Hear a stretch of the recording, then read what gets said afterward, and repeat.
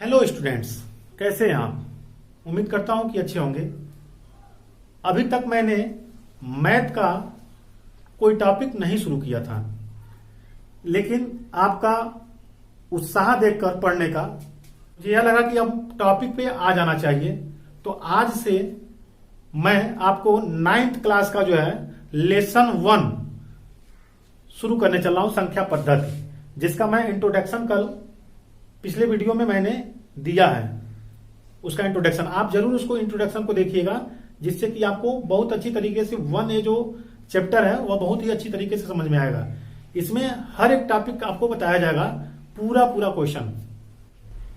Question मैं दे दिया हूं आगे आपको, जिससे कि कोई दिक्कत ना हो। उसका जो है आप स्क्रीनशॉट ले सकते हैं। तो पहला जो क्वेश्चन है यह क्लास 9th के लिए वीडियो है।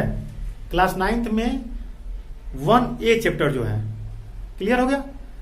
पहला जो क्वेश्चन है वह 20 और 40 के बीच समस्त समधन पूर्णांक ज्ञात करना है। ठीक है, 20 और 40 के बीच समधन पूर्णांक ज्ञात करना है हमें। तो 20 और 40 के बीच में अगर ज्ञात करना है तो सम संख्या मैं कल बता दिया था कि ऐसी संख्या जो 2 से भाग देने पर पूरा पूरा कट जाता हो उसे हम सम संख्या कहते हैं। कल मैं बता दिया था पिछले वीडियो में। तो 20 और 40 के बीच में, तो 20 और 40 के बीच में अगर करना है तो 20 से ऊपर 22, 24, 26, 28, 30, 32, 34, 36, 38, यह हमारा हो गया आंसर। 20 और 40 के बीच में जो है, 20 और 40 के बीच में, 20 और 40 के बीच में यह जो है हमारा सम संख्या हो गया। ठीक है, दूसरे क्वेश्चन पे आते हैं। 1 से 10 तक अभाज्य धन पूर्णांक लिखना है। 1 से कहां तक? 10 तक। क्या लिखना है? अभाज्य, जो दूसरा क्वेश्चन है, अभाज्य धन पूर्णांक लिखना है। ठीक है, तो अभाज्य धन पूर्णांक क्या है? ऐसी संख्या जो या तो 1 से कटता हो या तो स्वयं अपने ही नंबर से कटता हो, उसे हम अभाज्य संख्या कहते हैं। ठीक है ना। तो 1 जो होता है वह ना तो भाज्य है ना अभाज्य है। 2 से स्टार्ट होता है, 2 अभाज्य संख्या है। 3, 5, 7, यह हमारा आंसर हो गया। क्लियर हो गया ना। 1 से 10 तक जो अभाज्य संख्या है, अभाज्य धन पूर्णांक है, वह 2, 3, 5, 7 है। पूरा वीडियो में, पिछले वीडियो में पूरा बताया हूं कि आप जो है उसे जरूर देखें। ठीक है, संख्या पद्धति इंट्रोडक्शन में मैं पूरा बता दिया हूं आपके। चलिए आगे बढ़ते हैं। 2A+1, अगला क्वेश्चन है 2A+1 का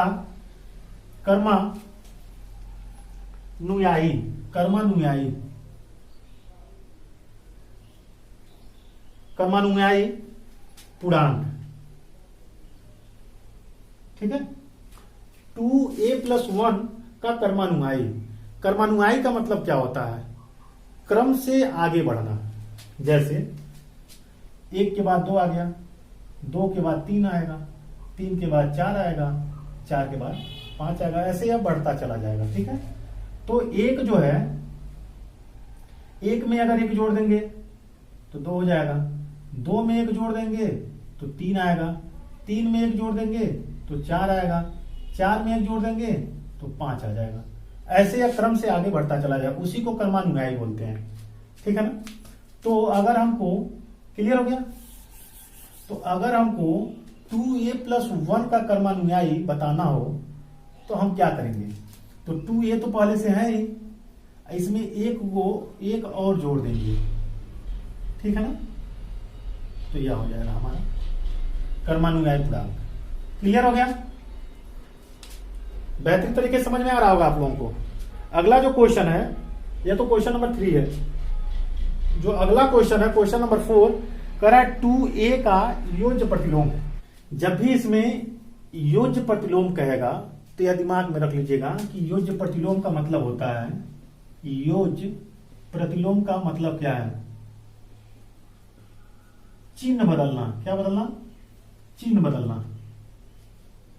क्लियर हो गया ना? योज्य प्रतिलोम का मतलब जो होता है वो चिन्ह बदल देना। मतलब प्लस है तो माइनस कर देंगे और माइनस है तो प्लस कर देंगे। ठीक है, जैसे अगर हम 2/3 का योज्य प्रतिलोम करते हैं, कहीं भी आ जाएगा किसी भी सवाल में, तो आप ऐसे जरूर करिएगा। ठीक है, तो अगर हम इसका 2/3 का योज्य प्रतिलोम करते हैं तो -2/3 हो जाता है। क्लियर हो गया ना?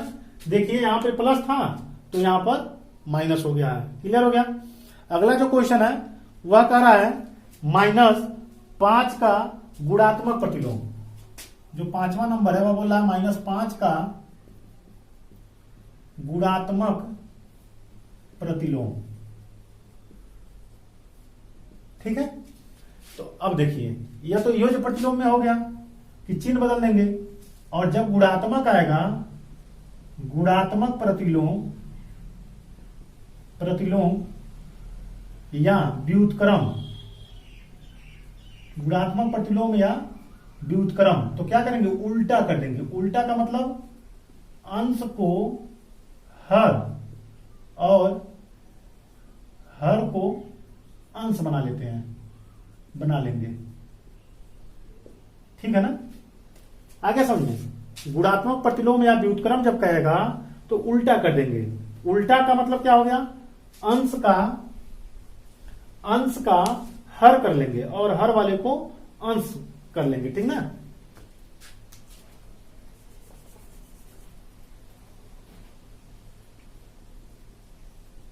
क्लियर हो गया? यह जानबूझ के मैं लिख देता हूं ताकि आपका जो है कहीं से कोई डाउट ना हो। तो अब देखिए यहां पे, चूंकि यहां पर एक होता है नीचे माना जाता है, तो जब अंश हर है तो हर को क्या बनाएंगे? अंश बना देंगे, माने 1/5। अब माइनस तो पहले से है ही। योज्य में चिन्ह बदलेंगे, लेकिन गुणात्मक प्रतिलोम में चिन्ह नहीं बदलना है, केवल अंश को हर कर देंगे, हर को अंश बना लेंगे, जैसे यहां पे मैंने बता दिया है। ठीक है, क्वेश्चन नंबर 6 पे आते हैं। 6 क्या है? 6 कहा है P + Q का योगात्मक प्रतिलोम। योगात्मक प्रतिलोम क्या करेंगे? देखिए योज्य प्रतिलोम या योगात्मक प्रतिलोम दोनों एक ही चीज है। क्या करना है? क्या करना है? चिन्ह बदल देना है, तो -P + Q कर देंगे। ठीक है, इसी में कह रहा है P - Q का योगात्मक प्रतिलोम। कंफ्यूजन नहीं कहीं होना चाहिए, ये यहां भी जो है चिन्ह बदल जाएगा। देखिए जब भी योगात्मक प्रतिलोम कहेगा या योज्य प्रतिलोम कहेगा तो जो मान है वही मान रहेगा, लेकिन माइनस लगा देंगे, मतलब चिन्ह बदल देंगे। ठीक है, और जबकि गुणात्मक कहेगा चाहे व्युत्क्रम कहेगा तो उल्टा कर देंगे। समझ में आ गया होगा आपको बहुत अच्छी तरीके से। चलिए आगे अगला सवाल, 7वां नंबर। 7वां नंबर सवाल क्या है? इसमें कहा है 5 × 3 × 2 = 5 × 3 × x। तो यह नियम आप लोग पढ़े होंगे कि यह किस नियम पे आधारित है। ठीक है ना? तो यह जो है गुणा का सहचर्य नियम पर आधारित है। तो 5 और 3 तो यहां है, और x के जहां क्या दिखाई दे रहा है? 2, तो x = 2 हो जाएगा। अगर इसको सॉल्व आप करना चाहते हैं, मान लीजिए उत्तर ना आ रहा है, तो फिर कैसे पता चलेगा? तो यहां पर या तो आप जाएंगे इसको पूरी भूमिका को पढ़ेंगे, उसमें आपको यह मिल जाएगा, या तो इसको सॉल्व कर दीजिए। देखिए 5 × 3 × 2 है, 5 × 3 × x है, तो 5 और 3 से 5 और 3 कट जाएगा, क्योंकि भाग बन जाएगा, तो x बराबर क्या मिलेगा हमको? 2। ऐसे भी लगा सकते हैं, कोई दिक्कत नहीं है इसमें। ठीक है, पूर्णांकों में ऐसी कौन सी संख्या है जो स्वयं की योज्य प्रतिलोम होगी? स्वयं की योज्य प्रतिलोम। ठीक है, तो जीरो ही एक ऐसी संख्या है जो स्वयं की योज्य प्रतिलोम होती है, क्योंकि वह ना तो धनात्मक होता है, जीरो ना तो धनात्मक होता है, याद रख लीजिएगा, और न ही ऋणात्मक होता है। क्लियर हो गया ना? मतलब शून्य ही एक ऐसी संख्या है जो स्वयं का योज्य प्रतिलोम होता है, स्वयं का योज्य प्रतिलोम होता है शून्य। ठीक है ना? क्योंकि ना तो यह धनात्मक होता है ना ऋणात्मक होता है। और योज्य प्रतिलोम में क्या बताए थे कि चिन्ह बदल जाएगा, अगर प्लस है तो माइनस हो जाएगा, माइनस है तो प्लस हो जाएगा, लेकिन इसमें कुछ ऐसा नहीं होगा। ठीक है? अब अगला जो क्वेश्चन है, यदि a एक सम धन पूर्णांक है। ठीक है, देखिए क्वेश्चन जो है मैं इसलिए पढ़ के बता रहा हूं ताकि आपको आसानी से समझ में आ जाए। तो यह क्वेश्चन नंबर कौन सा था? 8 नंबर था। 9 नंबर देखिए, 9 नंबर में ज्यादा कुछ मैं आपको समझाऊंगा। ठीक है ना? तो क्वेश्चन हमारा है कि यदि a एक सम धन पूर्णांक है, a को a अगर सम धन पूर्णांक है,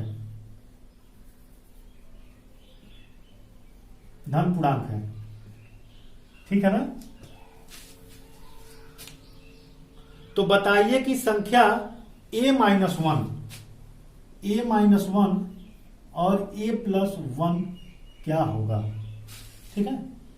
तो अब इसको हम बताने के लिए आपको कई सी चीजों को मुझे बताना पड़ेगा। ठीक है? तो पहले जान लीजिएगा कि यदि किसी भी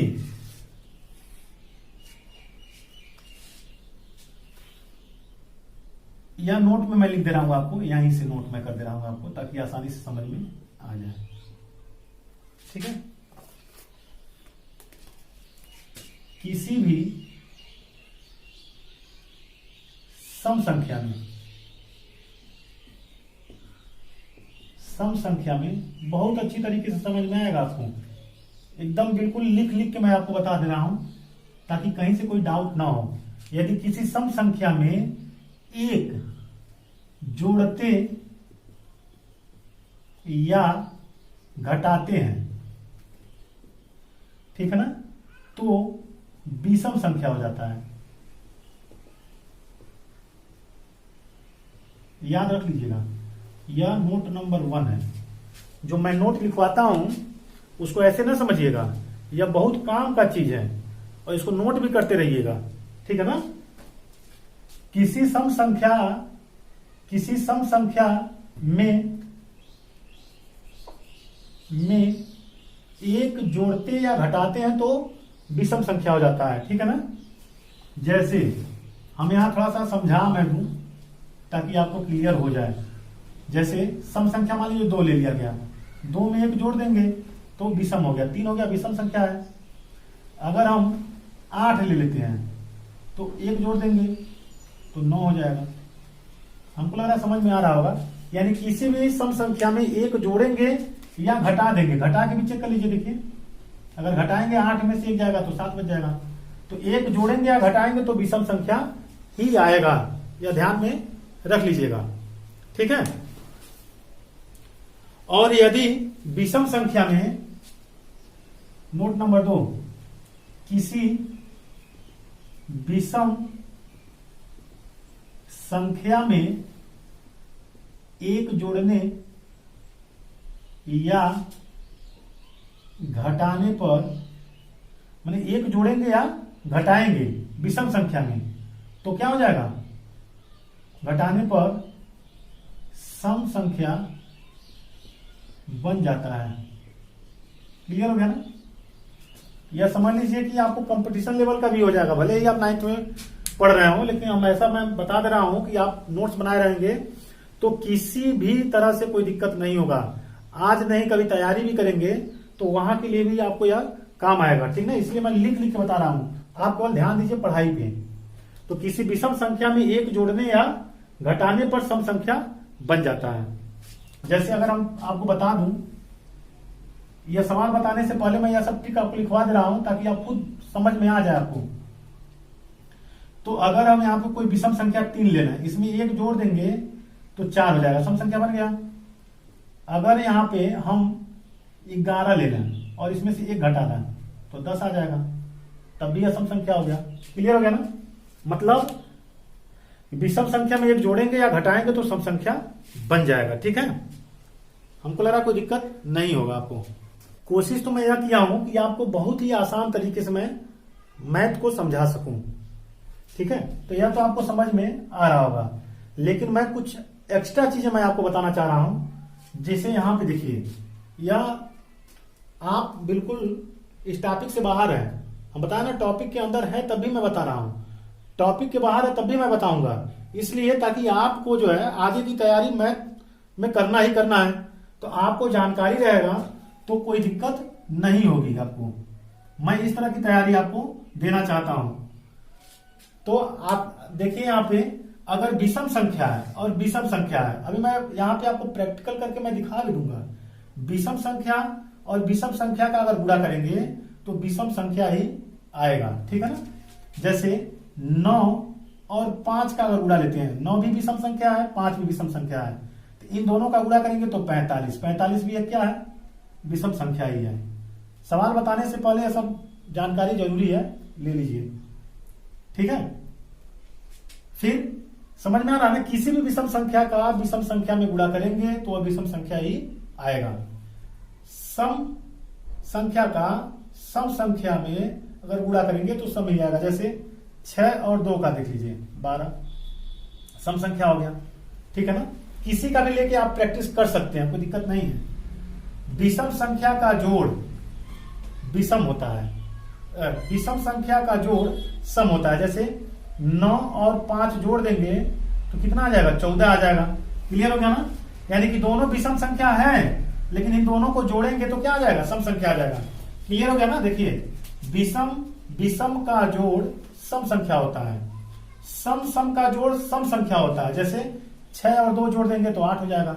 अब किसी भी सम संख्या को ले लीजिएगा, ठीक ना, इसी को नहीं किसी को भी ले लीजिए तो वही आएगा, समझ लीजिए। ठीक है, आगे बढ़ते हैं। सम विषम का जोड़ विषम होता है। मतलब यदि हम 9 लेना और एक 6 लेना, तो 9 जो है कौन सी संख्या है? विषम संख्या है, जबकि 6 क्या है? सम संख्या है। इन दोनों का योग जो होगा, जोड़ जो होगा, वह एक विषम संख्या होगा। यहां पर बताया गया वही चीज। सम और विषम का घटाना विषम होगा, माने सम संख्या होगा, एक सम संख्या ले लीजिए और एक विषम संख्या ले लीजिए, एक सम लीजिए एक विषम लीजिए और घटा दीजिए तो हमेशा विषम ही आएगा। ठीक है, सम का घटाना सम संख्या होता है, माने सम संख्या का सम संख्या में घटा देंगे तो वह सम संख्या ही आएगा, इवन नंबर ही आएगा। विषम का घटाना भी सम होता है। जैसे अगर 9 में से हम 4 घटा दें, यहां समझिए 9 में से 4 अगर घटा देते हैं तो विषम का घटाना, देखिए 4 5 यहां घटाएंगे, 9 में से 5 घटा देते हैं तो 4 आएगा। फिर इसी तरह 13 में से 7 घटा देंगे तो 6 आएगा। समझ आ गया ना? तो यह जो होने वाला है, बेहतरीन जो ट्रिक मैं बताया हूं, यह आपको कहीं मिलने वाला नहीं है, यह खुद मैं सर्च किया हूं। ठीक है, यह सब मैं खुद सर्च किया हूं, तो आप इसे जो है बेहतर तरीके से लिख सकते हैं नोट्स में। ठीक है ना? इसको लिखिए, आप लिख के रखे रहेंगे तो आगे आपके काम आएगा। ठीक है, आगे जो है अगले सवाल पे हम बढ़ते हैं। ठीक है, सवाल नंबर 10।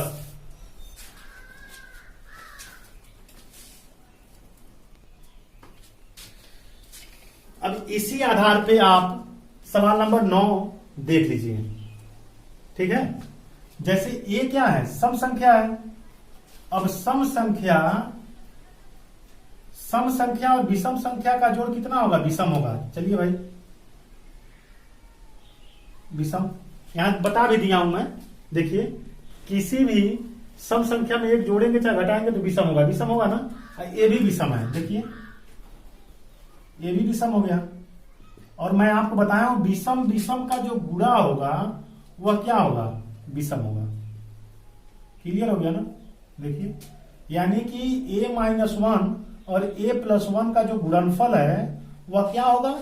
विषम होगा। ठीक है, क्योंकि यह विषम संख्या है। एक घटा दिए हैं तो विषम, एक जोड़ दिए हैं तो विषम, और विषम का गुणा जो है यहां बता दिए हैं क्या होगा, विषम संख्या ही आएगा, मतलब यह विषम संख्या हो जाएगा।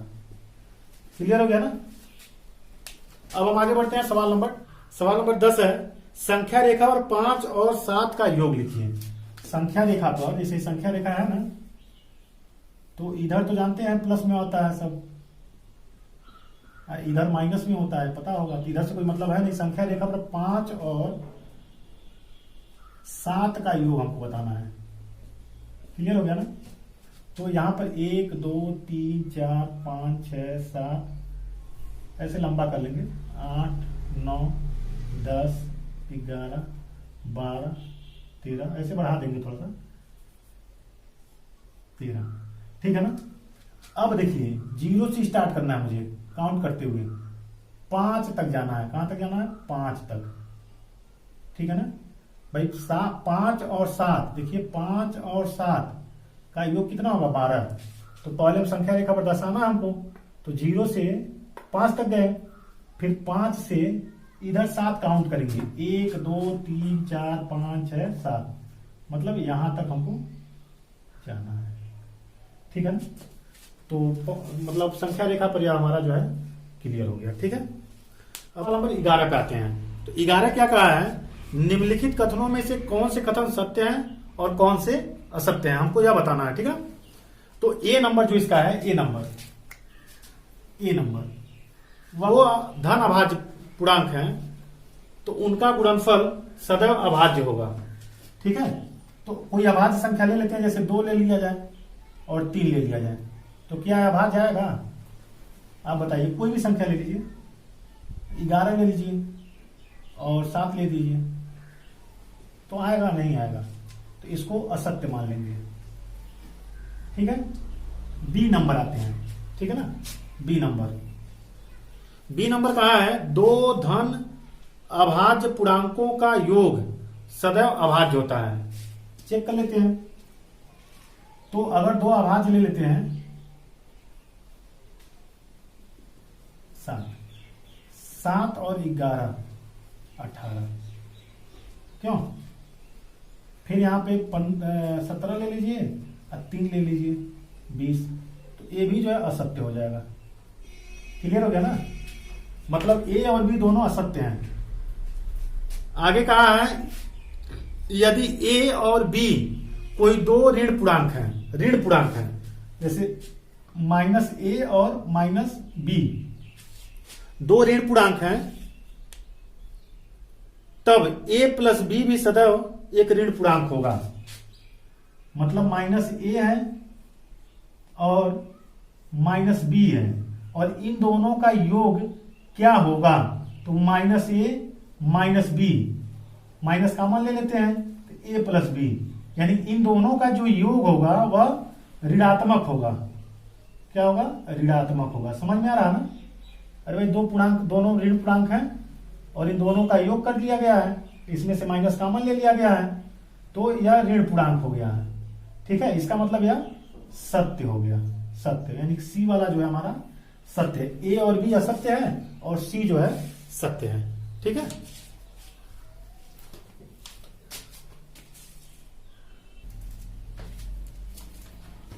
अगले क्वेश्चन पे हम चलते हैं।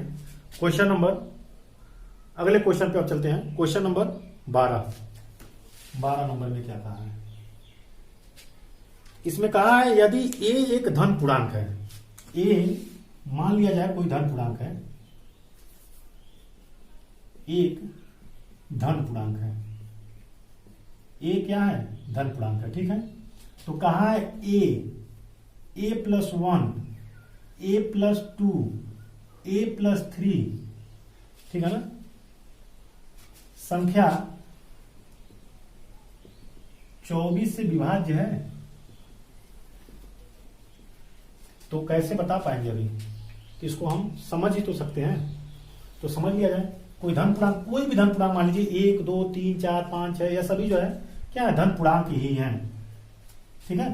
तो इस धन पूर्णांक में से कोई भी नंबर ले लीजिए, जैसे मैं a बराबर a मान लेता हूं 1। ठीक है। तो यहां पे 1 रख दिया, 1 प्लस 1, 1 प्लस 2, 1 प्लस 3। ठीक है। तो 1 गुणे एक एक हो जाएगा 2, गुणे 2 और 1 हो जाएगा 3, गुणे 3 और 1 हो जाएगा 4। समझ आ गया ना। अब देखिए इसका गुणा कर दीजिए, 1 में 2 का गुणा करिए, 2 2 3 6, 6 चौक 24, क्या 24 से कट जाएगा, कट गया तो विभाज्य है, लिख सकते हैं यहाँ विभाज्य है। हाँ ऐसे लिख सकते हैं, ये तो रफली काम है। हाँ a plus 1 a plus 2 a plus 3 संख्या 24 से विभाज्य है। अब ये सोच रहे होंगे आप कि और कोई नंबर रख सकते हैं, एकदम बिल्कुल रखिए, कोई दिक्कत नहीं है। जैसे यहाँ मान लीजिए 2 रख लेते हैं, ठीक है, तो 2 प्लस 1 2, भाई धन पूर्णांक है तो जो इच्छा करेगा वह यहाँ रख के चेक कर सकते हैं। देखिए 2 गुणे 3 गुणे 4 गुणे 5, समझ में आ रहा है। और देखिए 3 दूना 6, 6 चौक 24 और 24 25 120, क्या 120 24 से भाग दिया जाए तो 120 कट जाएगा ना 5 बार में, समझ में आ गया ना। तो कोई भी यहां संख्या रख के आप चेक कर सकते हैं, ठीक है। अगला जो सवाल कहा है आगे वाला 13 नंबर,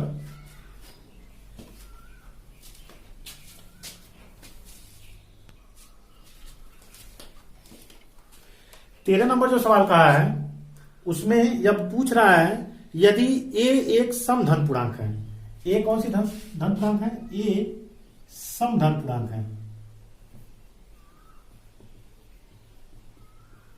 है, a कौन सी धन पूर्णांक है, सम धन पूर्णांक है 13 नंबर में। तो अगले सवाल पर चलते हैं, सवाल नंबर 13 पे, ठीक है। तो यहां बता रहा कि a क्या है, सम धन पूर्णांक है, और b जो है b वह क्या है, विषम धन पूर्णांक है, ठीक है ना। a सम धन पूर्णांक दिया है और b जो है विषम धन पूर्णांक दिया है, ठीक है। तो हमको यह बताना है कि यह क्या हो सकता है। तो अभी हम पीछे बताए हैं आपको कि a मतलब इसका, इसीलिए मैं वो बता दिया हूं ताकि आपको आगे कोई दिक्कत ना हो।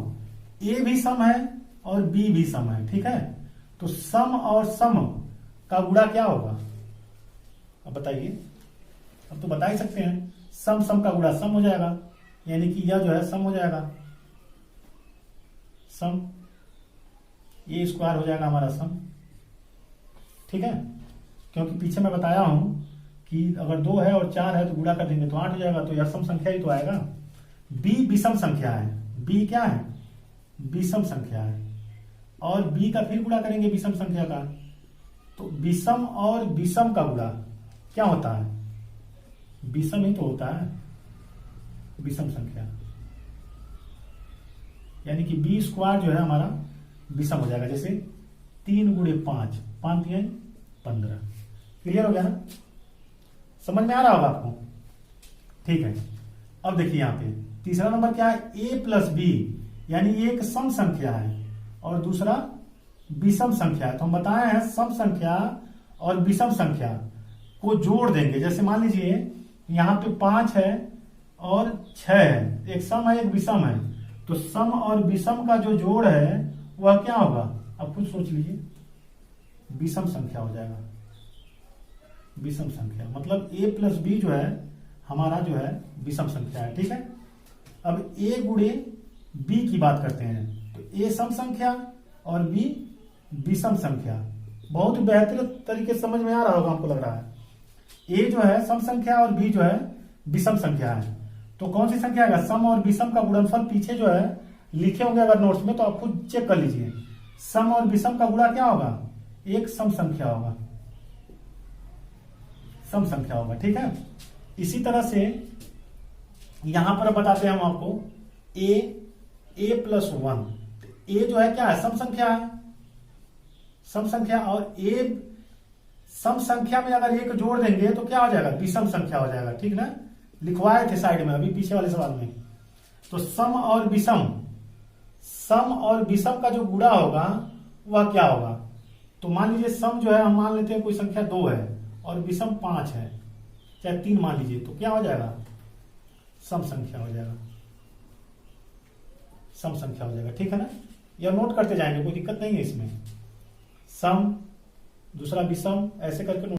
बी दिया है विषम संख्या है, देखिए वहां पे बी विषम संख्या है, और बी में विषम संख्या में एक जोड़ देंगे तो सम संख्या हो जाएगा।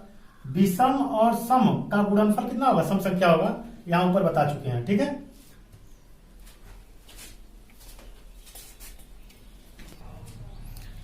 आइए 14 नंबर सवाल जो है, आइए 14 नंबर सवाल जो है शुरू करते हैं।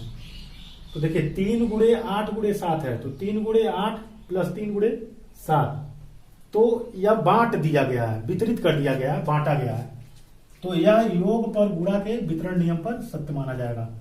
इसका गुणा करके मैंने बांटा गया दोनों को ना, तो यह गुणा वाले जो है वितरण नियम पर लागू करता है। ठीक है, योग पर गुणा के वितरण नियम पर यह सत्य है। बी नंबर जो है, देखिए यह क्या किया गया है, यह सहचर नियम पर आधारित है। इन सहचर नियम में इन दोनों को एक साथ जोड़ा गया है। रूल क्या होता है, देखिए A plus B plus C is equal to A plus B plus C, यह सहचर नियम का जो है फार्मूला है। ठीक है, तो योग के सहचर नियम का यह पालन कर रहा है। ठीक है, यह देखिए यहां जो है क्रम बदल रहा है, सी में क्या हो रहा है, क्रम बदल रहा है। देखिए तो यह क्रम विनिमय हो गया, देखिए 3 गुणे 2 है, तो यहाँ 2 गुणे 3 हो गया, तो क्रम विनिमय में क्रम बदल दिया जाता है, लेकिन गुणनफल सेम वही आता है। ठीक है, तो यह समझ में आ गया होगा आपको। फिर 3 गुणे 5 इज इक्वल टू ए गुणे 5, तो देखिए यहां पर ए की जगह क्या है, 3 है, तो ए बराबर 3 हो गया है। यह जो है निरसन नियम के अंतर्गत जो है सत्य है। क्लियर हो गया ना? अब चलिए सवाल नंबर 15 हम बताते हैं आपको। संख्या रेखा पर हमको -5 से स्टार्ट करना है। 1 2 3 4 5 6 जो भी है, तो यहां पर शुरुआत में दिया है -5। ठीक है, तो -5 पे ए बिंदु मान लेते हैं। फिर दिया हमारा -2, इस पे बी मान लेते हैं। फिर दिया है 0, इस पे सी मान लेते हैं। जो जो बिंदु हमारा देगा उसी बिंदु पर हमको मानना है कुछ ना कुछ। फिर दे रहा है हमारा 2 और 5, तो 2 पे हम डी मान लेते हैं और 5 पर हम जो है ई मान लेते हैं। ऐसी संख्या रेखा पर जो है निरूपित कर दिया गया।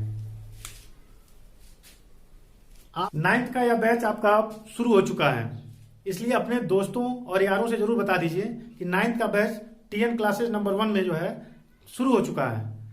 इसे जो है आप ज्यादा से ज्यादा लाइक, कमेंट्स और शेयर जरूर करिए आप, ताकि यह वीडियो काफी लोगों तक पहुंच सके और इसका लाभ उठा सके। इसे सब्सक्राइब भी करिए और बेल आइकन की घंटी दबा दीजिए, ताकि मैं कोई भी नया वीडियो आपको बनाऊं आपके क्लास से रिलेटेड तो आप तक आसानी से पहुंच जाए। वीडियो वॉच करने के लिए आपको बहुत बहुत धन्यवाद।